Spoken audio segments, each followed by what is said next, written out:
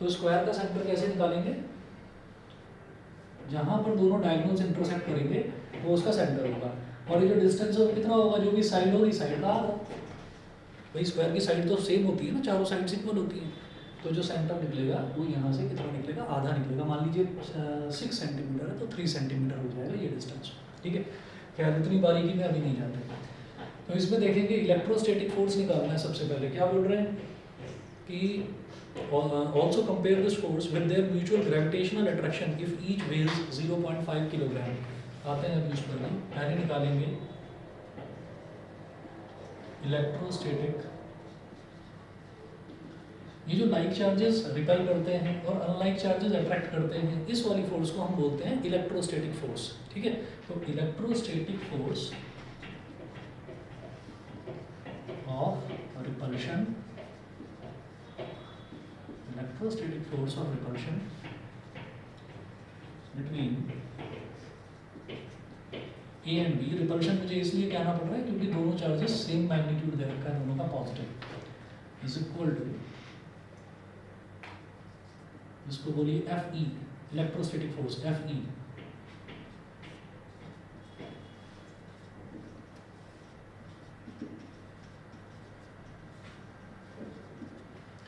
One upon 4 pi epsilon naught होता है 9 into 10 की power 9 Q A into Q B, तो 6.5 इंटू 10 की पावर -7 मल्टीप्लाइड बाई 6.5 इंटू 10 की पावर -7 अपॉन आर कितना है? 0.5, 0.5 का स्क्वायर। ठीक है, अब एक काम करते हैं, ये जैसे है ना 9 इंटू 10 की पावर 9 इंटू 10 की पावर -7 मल्टीप्लाइड बाई 10 की पावर -7, ये सभी को क्लियर है? 10 की पावर -14 हो जाएगा। जब बेसिस सेम होते हैं, टर्म्स मल्टीप्लाई हो रहे होते हैं, बेसिस सेम होते हैं, तो जो उनके पावर्स हैं वो एड अप हो जाती हैं। तो -7 प्लस -7 यानी कि -7 -7 -14। ठीक है जी, इसके बाद ये जो 6.5 है इंटू 6.5 है, 0.5 का स्क्वायर है, इसको लिख दीजिए आप 0.5 इंटू 0.5। डेसिमल के बाद एक डिजिट, डेसिमल के बाद एक डिजिट कैंसिल आउट हो गया, इधर भी डेसिमल के बाद एक डिजिट, इधर भी डेसिमल के बाद एक डिजिट। 65 अपॉन 5 कितना हो जाएगा? 13, 13 5 से 65, 13। ठीक है जी, अब क्या करेंगे? 13 13 का 169, 9 इंटू 169, नीचे वाले टर्म्स खत्म हो गए। 9 इंटू 9 माइनस 14 10 की पावर -5, मल्टीप्लाई कर लीजिए भाई। 9 9 जा 81, 8 कैरी आ गया, 9 6 जा 54 और 8 62, 6 कैरी आ गया, 9 1 जा 9 और 6 1521 इंटू 10 की पावर -5 कूलम, सॉरी न्यूटन। ठीक है ना, मैं फोर्स निकाल रहा हूँ, तो फोर्स निकालूंगा तो वो न्यूटन में ही आएगी।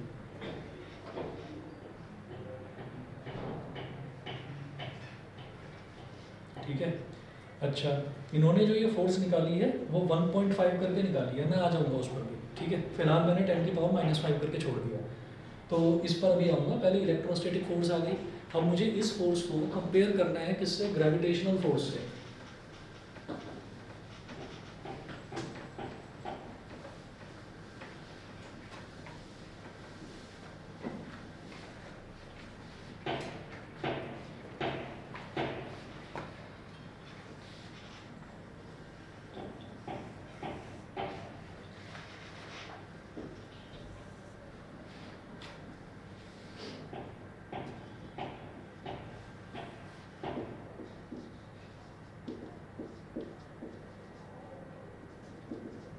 Gravitational force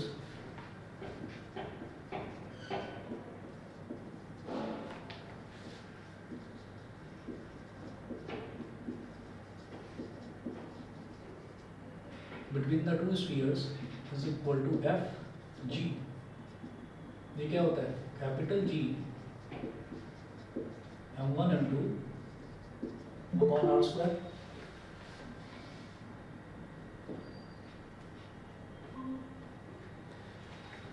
अगर याद है तो बताइए, capital G universal gravitation constant क्या होती है? तो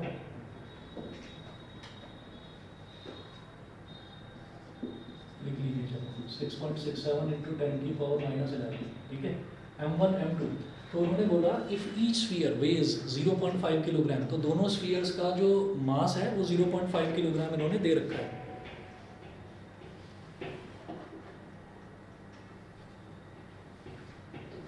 ठीक है, तो 0.5 इंटू 0.5 अपॉन जो डिस्टेंस है भाई वो भी तो 0.5 है, 0.5 इंटू 0.5, तो इस पूरे से तो ये पूरा कैंसिल आउट हो गया।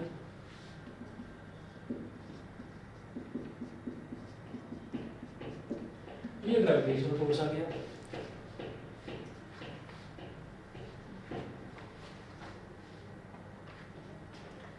अब एक काम करते हैं, तो 10⁻⁻11 है, ठीक है, और ये 10⁻⁻5 है, लेकिन एक चीज़ मेरे को दिखाई दे रही है कि यहाँ पर डेसिमल से पहले केवल एक डिजिट है, तो मैं चाहता हूँ कि डेसिमल से पहले मेरे पास एक ही डिजिट आए।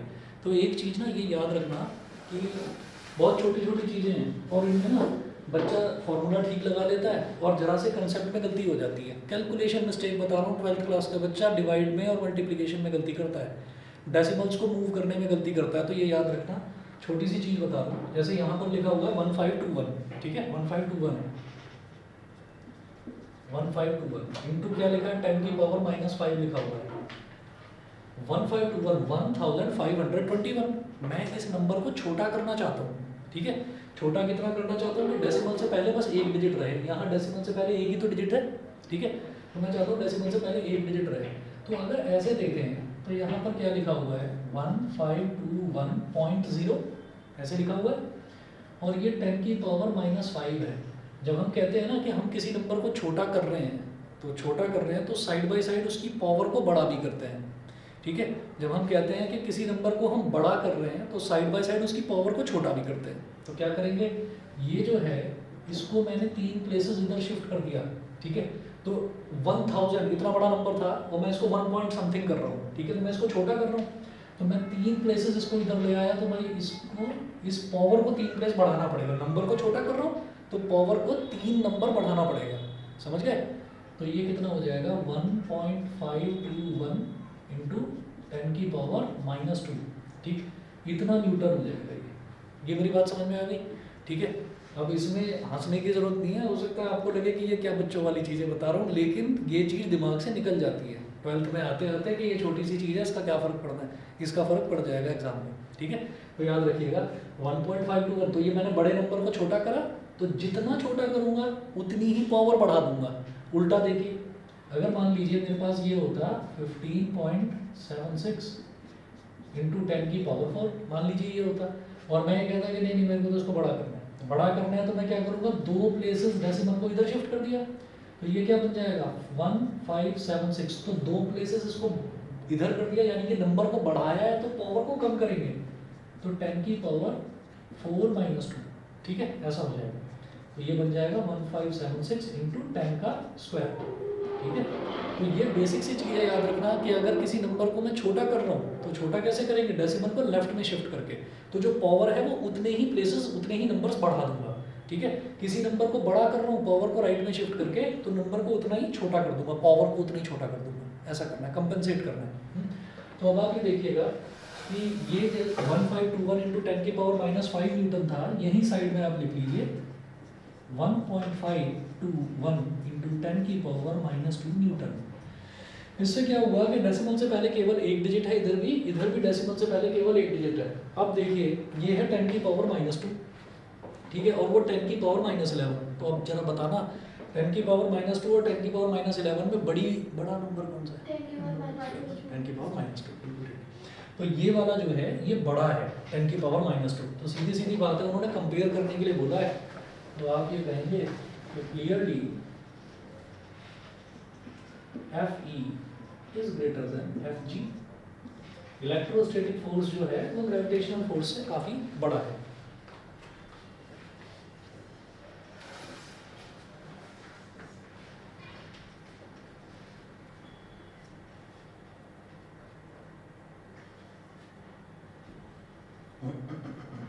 बी पार्ट देखते हैं जरा।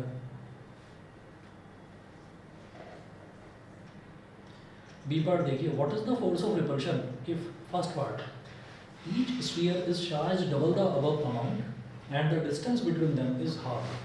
मतलब अब जो each sphere is charged double the above amount, तो जो हमारा sphere है उनका जो चार्ज है वो बढ़ा दिया जाता है, डबल कर दिया जाता है. तो QA की जगह क्या हो जाएगा, ट्वाइस ऑफ QA. QB की जगह क्या हो जाएगा, ट्वाइस ऑफ QB. और वो बोल रहे हैं and the distance between them is half, उन दोनों के बीच का जो डिस्टेंस है वो आधा कर दिया जाता है, 50 की जगह 25 कर देते हैं उसको. ठीक है, तो अब देखिएगा फर्स्ट केस में तो ये बोल रहे हैं और सेकंड में बोल रहे हैं the two spheres are placed in water. Dielectric constant of water is 80. Dielectric constant मतलब एप्सिलॉन आर दे रखा है. ठीक है, एप्सिलॉन आर दे रखा है. चलिए जी,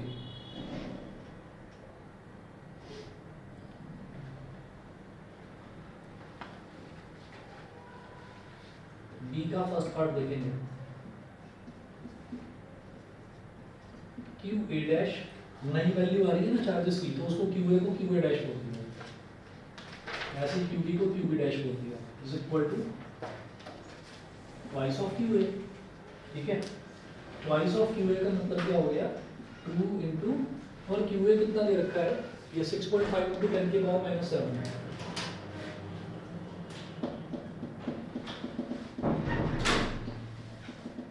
अभी छोड़ो, अभी ऐसे ही दिखा रहे हैं, ट्वाइस ऑफ क्यू ए और twice of Q B. Twice of Q A बोलते हैं या ट्वाइस ऑफ क्यू बी बोलते हैं, एक ही तो बात है, क्या फर्क पड़ रहा है, दोनों की वैल्यू तो इक्वल है. चलिए, इसके बाद हम कहेंगे जो डिस्टेंस है आर डैश, आर डैश क्या हो जाएगा, आर बाई 2. 25 है लेकिन अभी नहीं कर रहा हूँ उसको, ऐसे ही छोड़ते हैं. ठीक है जी, अब इसके बाद मेरे को इलेक्ट्रोस्टैटिक फोर्स निकालनी है. इलेक्ट्रोस्टैटिक फोर्स तो F E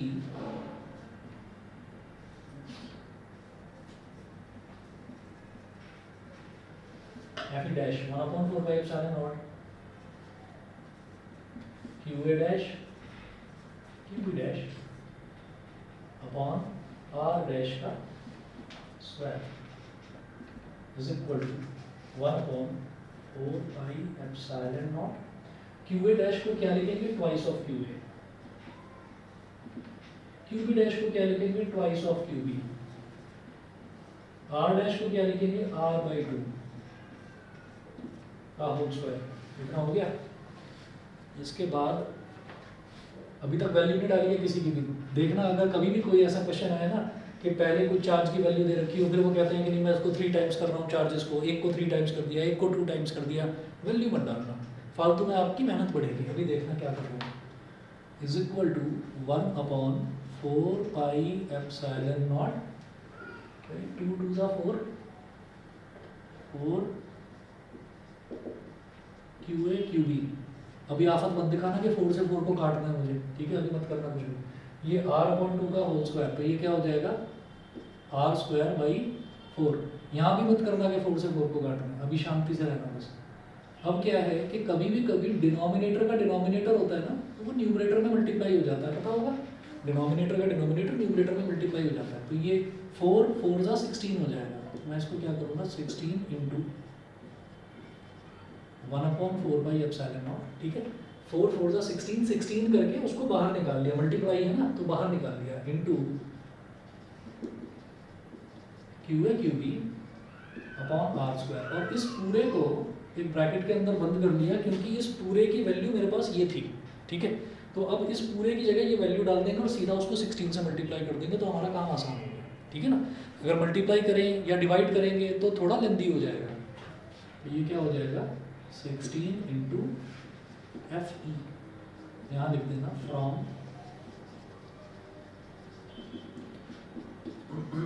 part first 16 multiplied by, हाँ जी एफ ई कितना आया था, 1.521 इंटू 10 की पावर माइनस 2.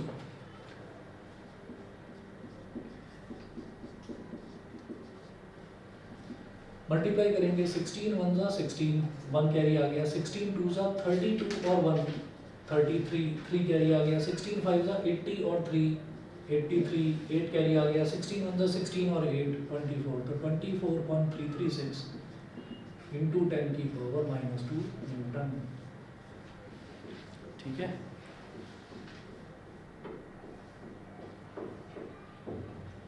ठीक है. अब इसको क्या करा, 10 की पावर माइनस 2 है ना, तो डिनोमिनेटर में ले गए तो 10 का स्क्वायर यानी कि 100 हो गया. 100 हो गया तो आंसर इन्होंने जो दे रखा है वो 0.24 न्यूटन दे रखा है ना, चलेगा, वो भी चलेगा, ये भी ठीक है।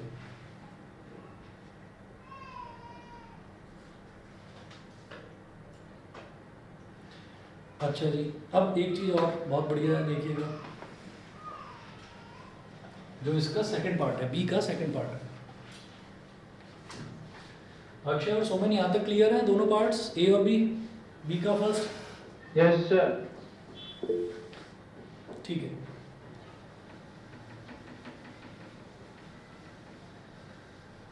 सेकंड पार्ट हम ना सेकंड पार्ट में मैं एक चीज़ ये बताऊंगा, जो हमने डाइलेक्ट्रिक कांस्टेंट करा था, तो वो जो डाइलेक्ट्रिक कांस्टेंट है ना, उसको हमने डिराइव कैसे करा था। तो आप ये देखिए, मैंने ऐसे करा था, सबसे पहले निकाल लिया था एफ वैक्यूम, पहले ये निकाला था, और फिर निकाला था एफ मीडियम, ऐसे करा था, F vacuum upon F medium. F vacuum में क्या था, 1/4 pi epsilon not Q1 Q2 upon R square. F medium में क्या था, 1/4 pi epsilon Q1 Q2 upon R square. Epsilon क्या था, इसका मीडियम का परमिटिविटी, ठीक है। उसको सॉल्व करके क्या आया था, एप्सिलॉन अपॉन एप्सिलॉन नॉट, ये आया था। ये जो एप्सिलॉन अपॉन एप्सिलॉन नॉट है, इसी को हमने एप्सिलॉन R बोल दिया था, या फिर इसको हम डाई इलेक्ट्रिक कांस्टेंट बोल देते हैं। डाई इलेक्ट्रिक कांस्टेंट को भी के कहते हैं। अब ये कौन सा के है, अभी 1/4 पाई एप्सिलॉन नॉट को भी के, इसको भी के, तो ये जो के है, ये अलग तरीके का के है। जो 1/4 पाई एप्सिलॉन नॉट को जो हम के बोलते हैं ना,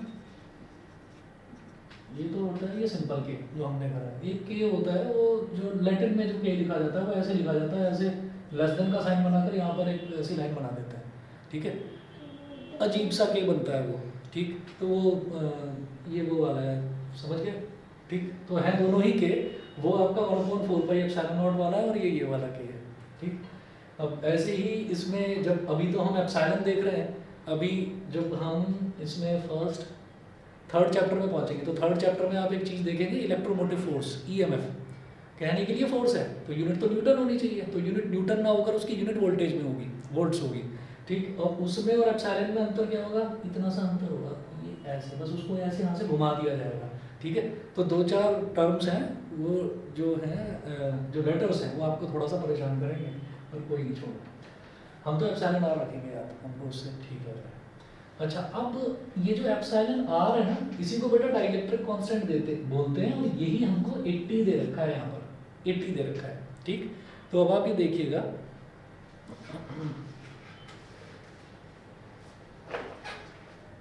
what is the force of repulsion, second part, if the two spheres are placed in water, dielectric constant of water is 80। तो भाई मीडियम की जगह मेरे पास क्या आ जाएगा, वाटर, ठीक है। अच्छा, तो सेकंड पार्ट में हम क्या करेंगे, जो हमारा Fe था, Fe यानी कि जो इलेक्ट्रोस्टैटिक फोर्स हम निकाल रहे थे, वो इलेक्ट्रोस्टैटिक फोर्स क्या थी, एयर में ही तो थी, या वैक्यूम में ही तो थी, तो उसको हम F वैक बोल देंगे, अपॉन F वाटर बोल देंगे, मीडियम की जगह वाटर है, और ये एप्सिलॉन अपॉन एप्सिलॉन नॉट के इक्वल हो जाएगा। इससे मुझे कुछ लेना देना नहीं है, मैं तो सीधा एप्सिलॉन R लिख दूंगा, F vacuum upon F medium is equal to epsilon R लिख देंगे, ठीक है, is equal to epsilon R F vacuum, और यहाँ लिख रहा हूँ मैं Fe, हमने Fe निकाला है, इसको Fe बोला है, अपॉन F वाटर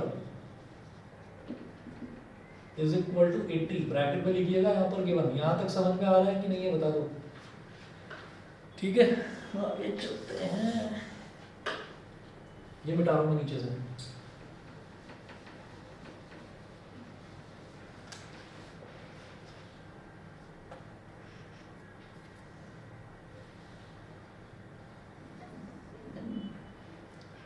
अच्छा, तो F वाटर को इधर ले आओ, 80 को इधर ले आओ, Fe upon 80 is equal to F water,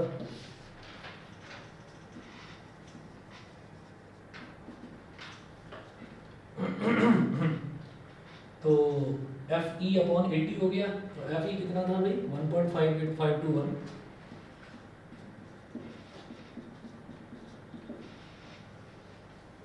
upon 80, ठीक है।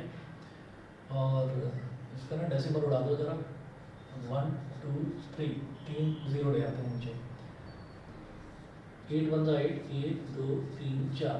अब एक चीज़ याद रखना बायो वाले बच्चे खास तौर पर, ये जो 2 की पावर होती है ना, 2 की पावर 1, 2 की पावर 2, 2 की पावर 3, 2 की पावर 4, ये जितनी भी 2 की पावर है इनमें बेफिक्र होकर डिवाइड कर देना, ये पूरी तरह से नंबर को डिवाइड कर देता है। ठीक है, तो नीचे मुझे क्या दिखाई दे रहा है 8, 8 क्या 2 की पावर 3, तो ये पूरी तरह से इसको डिवाइड कर देगा, एक या दो प्लेसेस डेसिमल तक जाएगा लेकिन पूरी तरह से टर्मिनेट कर देगा। ठीक है, डिवाइड कर देगा ढंग से। तो ये क्या हो जाएगा 8 1 जा 8, 15 माइनस 8 इज 7, 7 2 72, 8 9 जा 72, फिर 1 तो आएगा नहीं 8 के टेबल में, तो 0 आ गया, फिर डेसिमल लगाकर एक 0 उतारा तो 1 0 10, तो 8 1 जा 8, 10 माइनस 8 इज 2, 2 0 20, 8 2 जा 16, 20 माइनस 16 इज 4, 4 0 40, 8 5 जा 40। तो क्या हो गया 190.125 इंटू 10 की पावर -2, और नीचे क्या है 10 की पावर 4, ऊपर जाकर क्या हो जाएगा 10 की पावर -4। ठीक है, अब ये भी थोड़ा सा बड़ा लग रहा है मेरे को, तो इसको दो प्लेसेस इधर शिफ्ट कर दो, मतलब नंबर को छोटा करेंगे तो पावर 2 डिजिट ऐड हो जाएंगी, उसमें 2 नंबर ऐड हो जाएंगे, तो इसको केवल 1.9 कर दीजिए, बस 1.9 बहुत है, मल्टीप्लाइड बाई 10 की पावर, जब इधर शिफ्ट करेंगे 10 की पावर -2 -4 -6 हो गया, और इसमें 2 और ऐड कर देंगे क्योंकि इसको 2 नंबर छोटा कराया ना, तो 1.9 इंटू 10 की पावर -4 डन। बता दीजिए, क्लियर है? ठीक है ठीक है, ये हो गया। इन्होंने आंसर में दे रखा है 1.875 इंटू 10 की पावर -4 न्यूटन, तो 1.875 को भी जब अप्रॉक्सीमेट करेंगे 1.9 हो जाएगा। चलिए जी, पेज नंबर 12 पर आ जाइए। ये क्वेश्चन, अच्छा जितने भी क्वेश्चंस नोट्स में इंक्लूड कर रखे हैं ना, देखिए इसके अलावा आपका जितना मन करे वो आप क्वेश्चंस कर लेना, लेकिन ये वाले क्वेश्चंस मत छोड़ना। ठीक है, क्योंकि ये वाले क्वेश्चंस सब बोर्ड के पेपरों में आ चुके हैं, तो वो मैंने इंक्लूड कर रखे हैं, पर सारे इंपॉर्टेंट हैं, और आप जब देखेंगे ना, जब स्कूल में कराएंगे तो वहाँ पर भी करवाए जाएंगे ये क्वेश्चंस। देखिए, suppose the spheres A and B of above question, अब यही क्वेश्चन है और इसमें एक स्फीयर है ए, एक स्फीयर है B. Suppose the spheres A and B of above question have identical sizes. ठीक है, हमने कहा दोनों का साइज आइडेंटिकल है। A third sphere of the same size but uncharged is brought in contact with the first, then brought in contact with the second, and finally removed from both. What is the new force of repulsion between A and B? ठीक है, अब क्या होता है, हमने ये देखा था कि जो चार्जेस है ना, चार्जेस का क्वांटाइज्ड नेचर होता है। क्वांटाइज्ड नेचर का मतलब क्या है कि चार्ज जब एक साथ आ गए तो वो क्या करेंगे, वो उनका जो टोटल चार्ज है वो एडअप हो जाएगा, एडिटिविटी में हमने ये देखा था। अब क्वांटाइज्ड नेचर में क्या देखा था वो सुनिए। और इसी क्वेश्चन में ना डिजिट वगैरह बदल कर न जाने कितनी बार यही इसी टाइप का क्वेश्चन बहुत पूछा गया है बोर्ड में। मेरे पास पेपर रखा है, मैं भूल गया आपको भेजना, स्कैन करके भेजूंगा इस बार का पेपर। तो जब कभी भी पढ़ते ना ये लगने लगे कि नहीं फिजिक्स मेरे को आने लगी है, अच्छा लग रहा है मेरे को, तो एक बार वो पेपर देख लेना, तो थोड़ा सा नीचे आ जाओगे, क्योंकि इस बार का पेपर जरा था खतरनाक। और जब लगे कि नहीं ज़्यादा परेशान हो तो 2 साल पुराना देख लेना, तब खुश हो जाओगे, वो बहुत अच्छा था।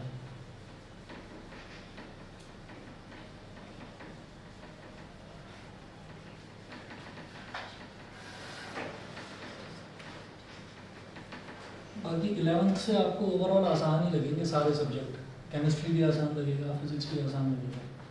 11th का थोड़ा ज़्यादा टफ था।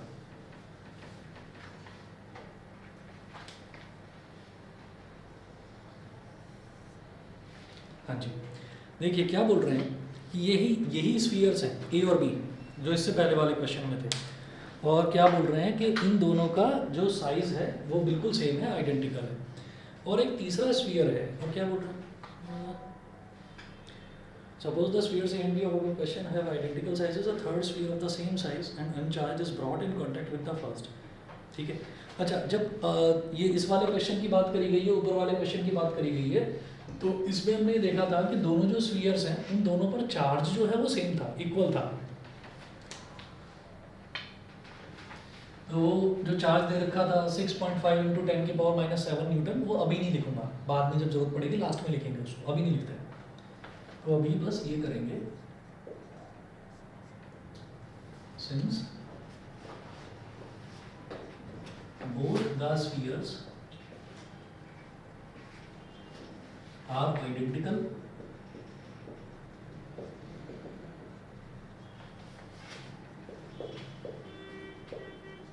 in each aspect, so let QA is equal to QB is equal to Q। QA और QB दोनों को अलग अलग ना मानकर मैंने एक सेम चार्ज की वैल्यू ले ली, Q ले ली।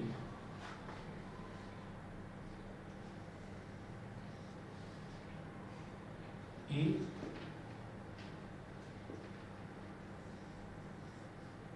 C, A पर चार्ज कितना है Q, और C क्या है अनचार्ज। तो क्या कह रहे हैं कि ये दोनों चार्जेस हैं, A है और C है। तो इन्होंने बोला है a third sphere of the same size but uncharged is brought in contact with the first। ठीक है, एक थर्ड स्फीयर है C, एक स्फीयर है A, एक स्फीयर है B। ठीक है, तो अभी B स्फीयर को तो अलग रख रखा है।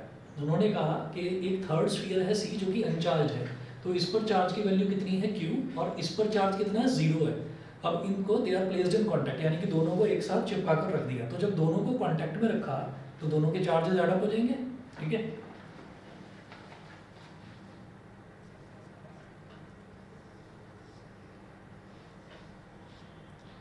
पूरे सिस्टम का चार्ज कितना हो गया Q plus 0 is equal to Q।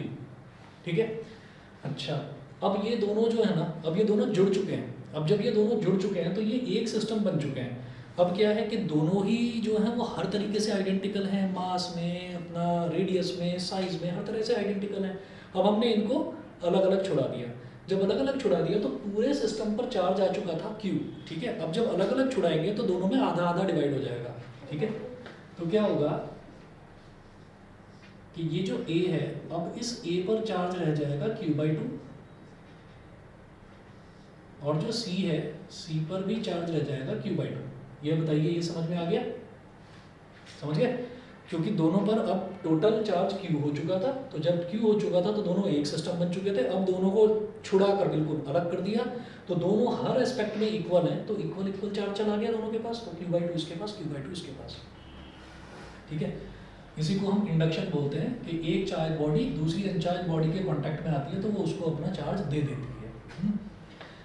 अब हमने क्या करा कि A के साथ पहले C को लाया गया था, अब क्या करा, अब B के साथ C को लाया जाएगा। तो B पर तो चार्ज Q था, A और B पर तो दोनों पर इक्वल चार्ज था, तो B पर तो चार्ज Q था। अब उसके साथ C को लाया गया, और C जो भाई साहब थे ये शुरुआत में अनचार्ज थे, अब तो चार्ज लेकर आ गए ये Q/2। ठीक है, तो अब C पर चार्ज कितना हो गया Q/2। अब B और C को जब कांटेक्ट में रखा गया, ये A था, ये C था, अब B है और C है। जब इनको कांटेक्ट में रखा गया तो इनका टोटल चार्ज क्या हो जाएगा Q plus Q/2, 2Q plus Q यानी कि 3Q/2। अब टोटल चार्ज ये हो गया। फिर क्या करा, फिर इनको छुड़ा कर अलग अलग कर दिया, तो अब क्या होगा, B और C जब आधा आधा करा जाता है तो आधे आधे में क्या करते हैं, जो भी चार्ज है उसके नीचे डिनोमिनेटर में 2 आ जाता है। तो अब चार्ज क्या था 3Q/2, टोटल सिस्टम का चार्ज 3Q/2, तो उसके डिनोमिनेटर में 2 और आ जाएगा, तो 3Q/4, 3Q/4। नहीं समझ में आ रहा हो तो बता देना भाई। जब भी हाफ हाफ करा जाएगा 50-50 कि भाई आप तो बिल्कुल एक जैसे ही हो दोनों, ठीक है, पूरे सिस्टम का चार्ज 3Q/2 है, तो अब आधा आधा डिस्ट्रीब्यूट कर लो, तो आधा आधा क्या करा जाएगा, जो भी चार्ज है उसके डिनोमिनेटर में 2 की मल्टीप्लिकेशन कर दीजिए। ठीक है, इधर इसके डिनोमिनेटर में क्या था 1 था, तो 1 × 2 क्या हो गया 2 हो गया, तो Q/2 Q/2। इधर इसके डिनोमिनेटर में 2 है तो 2 × 2 4, तो 3Q/4 3Q/4। ठीक है, तो अब मुझे किससे मतलब है, मुझे तो भाई A से और B से मतलब है। ठीक है, तो C ने तो आकर जो खेल बिगाड़ना था वो बिगाड़ दिया। ठीक, अब C तो खुश हो गया, 3Q/4 आ गया मेरे पास चार्ज, तो C तो अलग गया। ठीक है, अब A और B है, अब A और B के बीच में फाइनली फोर्स मेरे को अब निकालना है। क्लियर है? ठीक है, अब आते हैं आगे। Now finally the force of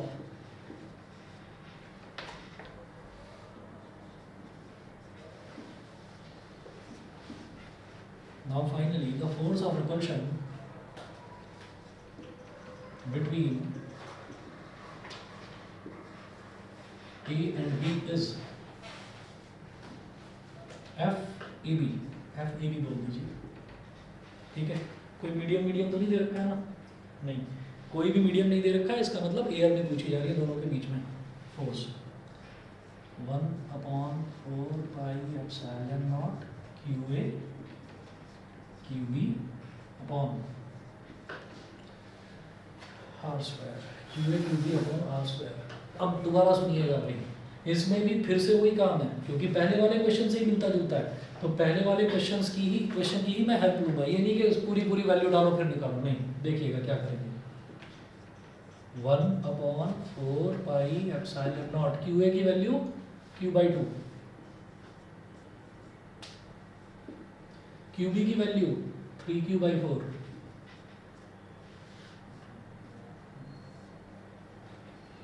are square मैं नहीं डाल रहा अभी वैल्यू, मुझे पता है ना दोनों के बीच में वही डिस्टेंस है 50 सेंटीमीटर।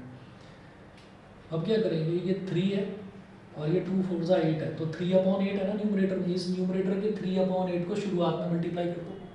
जो चीज़ न्यूमरेटर में मल्टीप्लाई हो रही है समझ लीजिए पूरे के पूरे फ्रैक्शन में वो मल्टीप्लाई हो रही है। 3/8 मल्टीप्लाइड बाई 1/4πε0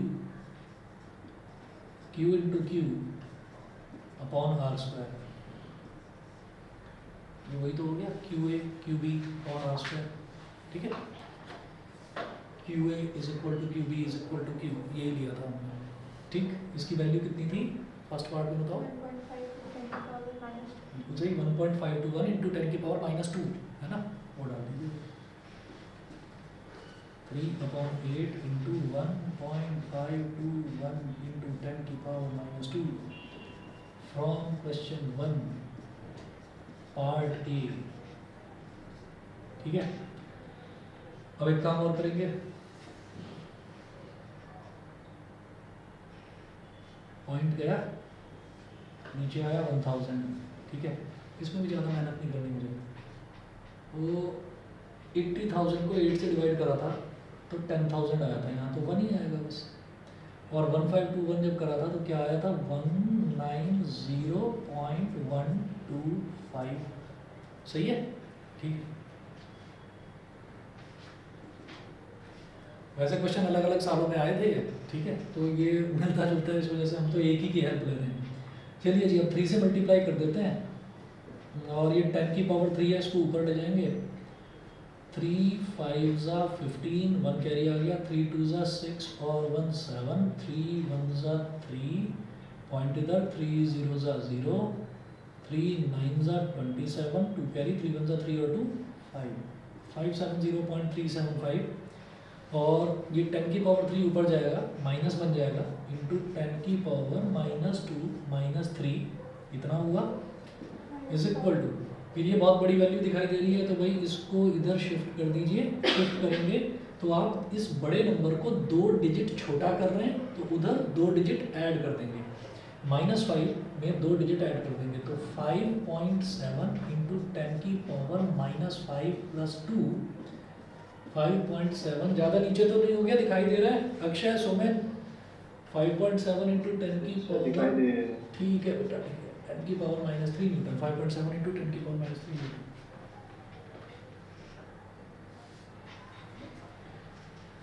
ठीक है। इन्होंने इसको 0.5625 इंटू 10⁻² न्यूटन लिखा हुआ है, एक ही बात है। 10⁻² कब होगा, जब इसमें 1 ऐड होगा, 1 ऐड होगा तो कैसे होगा, इसको थोड़ा इधर ले आएंगे, तो 0.5625 मतलब 0.57, एक ही बात है, ठीक है। सर ये कितने मार्क्स में आया था? क्वेश्चन तो 4 नंबर का, एक्चुअली क्या है ना कि मैं अब ये नहीं बता पाऊंगा, क्योंकि क्या है कि 4-5 साल से मार्किंग पैटर्न बार बार चेंज हो रहे हैं। पहले न्यूमेरिकल 6 नंबर के आते थे, 6 नंबर के, पता है कि नहीं, 2-3 साल पहले तक हाईएस्ट मार्कर क्वेश्चन 6 नंबर के आते थे, 4 आते थे वो क्वेश्चन, उसमें फिक्स था, एक पहले दूसरे तीसरे चैप्टर में से एक आएगा, एक रे ऑप्टिक्स में से आएगा, एक वेव ऑप्टिक्स में से आएगा, और एक मैग्नेटिज्म में से, वो फिक्स्ड रहता था। बच्चा सबसे पहले वही उठाता था, और सबसे पहले कहता था भाई 24 नंबर आ गए, बस पास होने के लिए थोड़े बहुत ही नंबर चाहिए। तो होते हैं कई इस तरीके के बच्चे जो सिर्फ न्यूमेरिकल पोर्शन मजबूत करके जाते हैं। अब इस बार जो है, इस बार इन्होंने कुछ कंफर्म नहीं कर रखा है। कभी न्यूमेरिकल्स जो है वो लगभग 60-40 का रेशो कर देते हैं, और 70-30 तो है, 30% तो न्यूमेरिकल आते ही आते हैं, ठीक है ना। और वो भी ऐसे नहीं आएंगे कि सिर्फ न्यूमेरिकल कर लिया तो बेड़ा पार हो गया, नहीं। वो साथ में एक क्वेश्चन थ्योरी का भी चिपका कर देंगे कि पहले तो ये डिराइव करो, अब ये न्यूमेरिकल सॉल्व करो, तो भाई सब कुछ ही करना है, ठीक है। बाकी हाँ 4 नंबर का तो है, मतलब बेटे 4 नंबर की तो मानी है। चलिए जी अगला देखते हैं, पेज नंबर 13 पर आ जाइए। To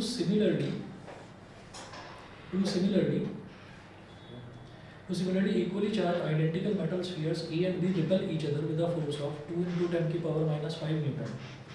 A third identical uncharged sphere C is touched to A, then placed at the midpoint between A and B. Calculate the net electrostatic force on C. ठीक है, ये अलग है क्वेश्चन, 1 मिनट वेट करिए बस।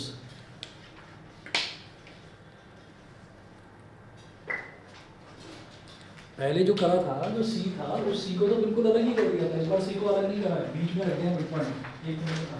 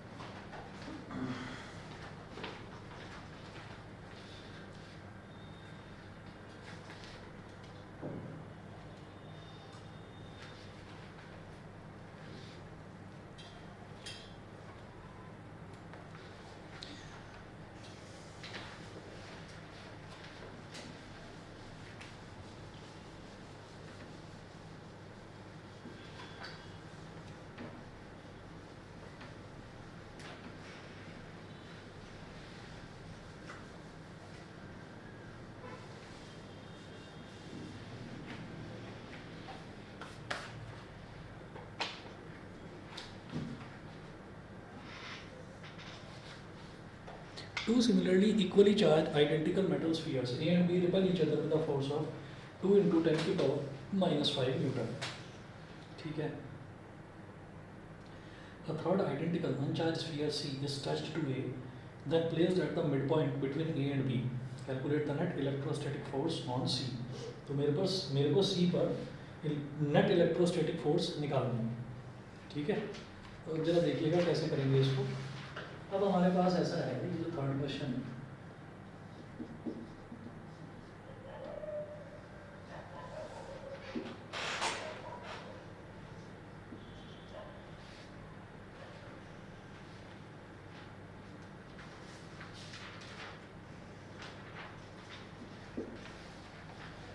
हाँ जी। अब ए जो है ना, ए पर भी चार्ज मैंने क्यू मान लिया, आइडेंटिकल स्फीयर माना, आइडेंटिकल स्फीयर दे रखा है, इक्वली चार्ज भी दे रखा है, तो दोनों पर चार्ज इक्वल है, दोनों पर चार्ज क्यू क्यू इक्वल है, ठीक है।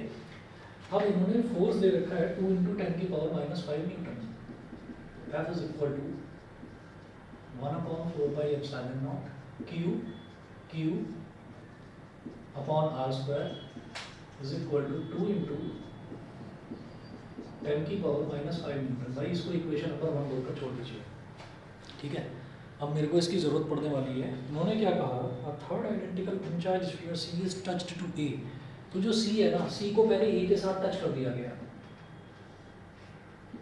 A है प्लस C है, A पर चार्ज Q था, C पर चार्ज 0, तो चार्ज था ना, तो इसको टच कर दिया गया, तो ये हो गया A, ये हो गया C, दोनों का टोटल चार्ज हो गया Q + 0 यानी कि Q। फिर दोनों को अलग अलग कर दिया गया, तो अब A पर भी चार्ज कितना हो जाएगा Q/2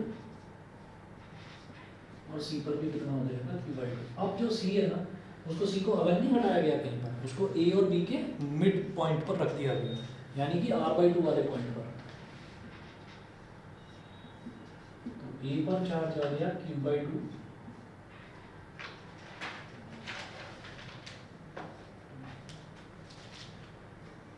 C पर भी चार्ज q/2, और जो B है B पर चार्ज वो q है ना, क्योंकि B को बेचारे को कुछ पता ही नहीं, वो अपना q चार्ज लेकर बैठा हुआ है। इन दोनों में जो है 50-50 का डिस्ट्रीब्यूशन भी हो गया। अब r/2 और ये भी r/2, ठीक है जी। अब वो कह रहे हैं कि नेट चार्ज बताना है C पर नेट चार्ज बताना है। तो क्या करेंगे, A की वजह से C पर क्या लगेगा, रिपल्सिव फोर्स, क्योंकि लाइक चार्जेस हैं, रिपेल करेंगे।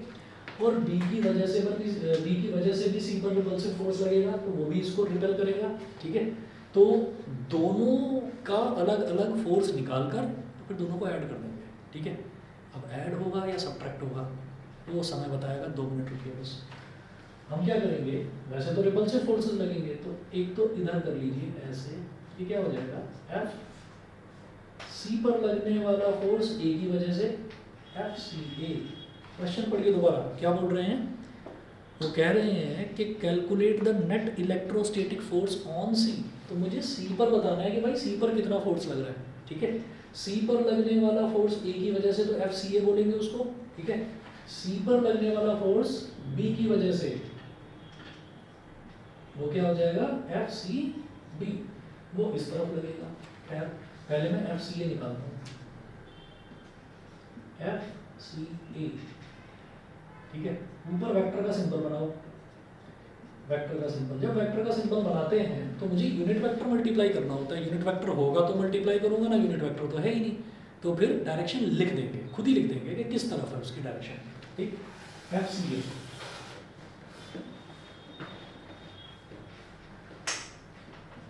1/4πε0, इसका और इसका चार्ज की वैल्यू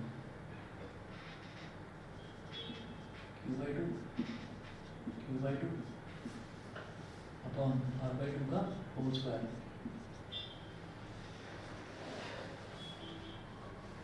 A से C की तरफ यहाँ लिखना अलॉन्ग AC। अलॉन्ग AC लिखना क्यों जरूरी है, क्योंकि मैंने वेक्टर का सिंबल लगाया है, एरो लगाया है। अब भाई इसमें एक काम कर लो, ये q/2 क्या हो जाएगा, q²/4, और ये हो जाएगा r²/4।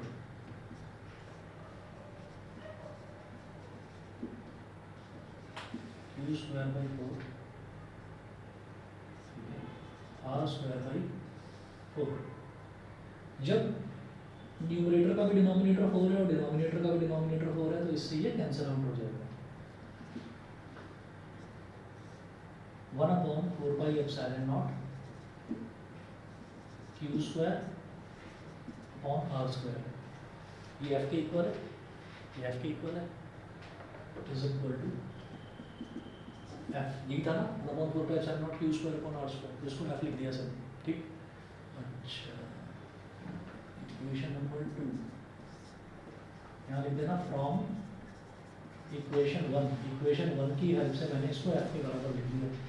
कहीं भी सर के ऊपर से जा रहा हो ना तो बता देना मुझे, ये मिटा लूँगा सर।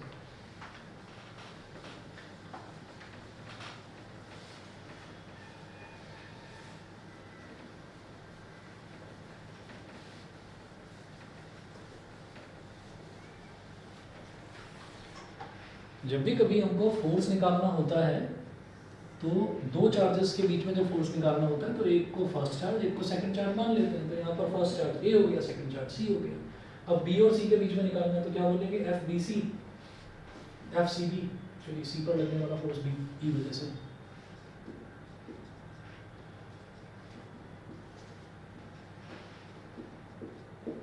ठीक।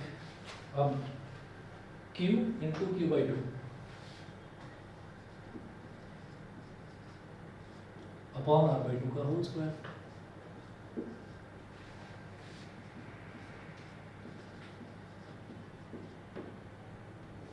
q² upon 2 upon r² upon 4, ठीक है।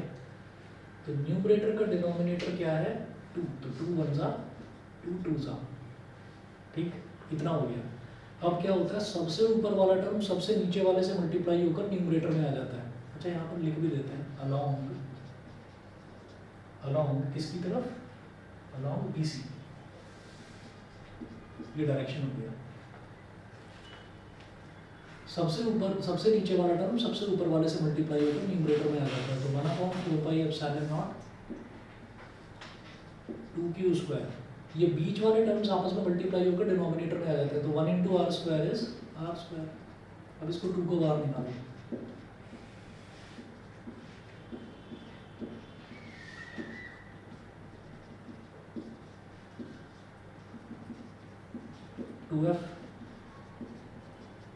फ्रॉम इक्वेशन 1, ये बताओ समझ गए कि नहीं? ठीक है, तो भाई ऐड होगा या सब्ट्रैक्शन होगा बताओ, दोनों में से फोर्स ज़्यादा कौन सी है? ये जो A है ना, ये जो A C को रिपेल कर रहा है ना, जो A C को रिपेल कर रहा है वो F फोर्स के साथ रिपेल कर रहा है, और जो B है वो C को रिपेल कर रहा है वो 2F फोर्स के साथ रिपेल कर रहा है, ठीक है। तो एक तरफ तो फोर्स लग रही है 2F ऐसे, और एक तरफ फोर्स लग रही है F ऐसे, तो नेट फोर्स कितनी हो गई? F हो जाएगी। ज़्यादा वाली में से कम वाली को सब्ट्रैक्ट कर देंगे, तो हम यहाँ पर लिखेंगे net force, net electrostatic force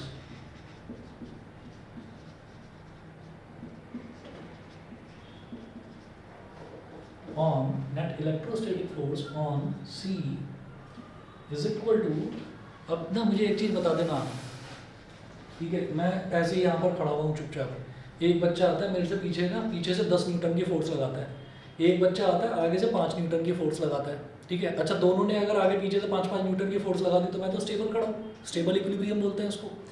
एक ने पीछे से 10 न्यूटन की फोर्स लगाई, एक ने आगे से 5 न्यूटन की फोर्स लगाई, तो अल्टीमेटली जो पीछे वाला है वो जीत गया, है ना। तो 10 - 5 तो मैं इफेक्टिवली 5 न्यूटन की फोर्स से आगे की तरफ जाऊंगा। तो ज़्यादा फोर्स कौन लगा रहा है? डी लगा रहा है ज़्यादा फोर्स। तो हम ये कहेंगे कि ये जो FCB है ना, FCB ये ज़्यादा फोर्स है, तो इसमें से कम वाली फोर्स सब्ट्रैक्ट होगी। कम वाली फोर्स क्या है? FC है।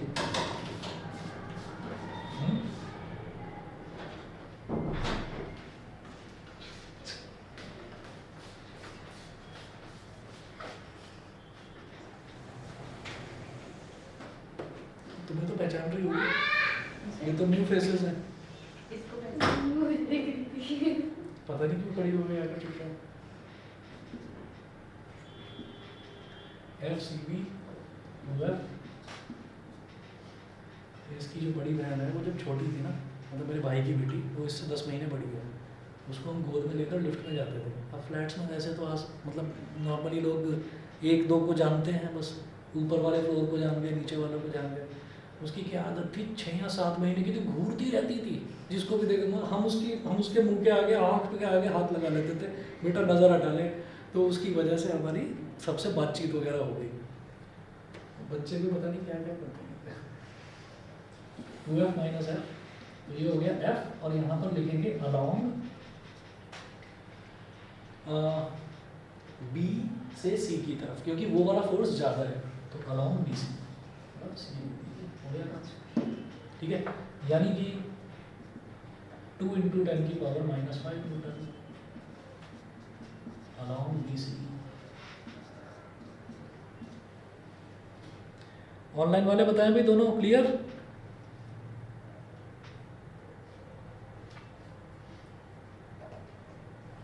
Yes sir, clear. ठीक है। अच्छा अब एक काम करना, एक क्वेश्चन बचा हुआ है, सॉल्यूशन भी है उसका, ये ट्राई करना। 2 बचे हुए हैं, दोनों ट्राई करना, ठीक है। दोनों ट्राई करना, नहीं हो कोई बात नहीं, हो जाए तो बहुत बढ़िया, नहीं होंगे तो बता देना, मैं करवा दूँगा नेक्स्ट क्लास में, ठीक है।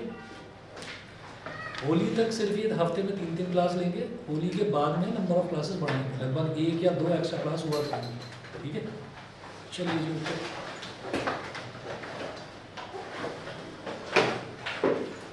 Sir okay.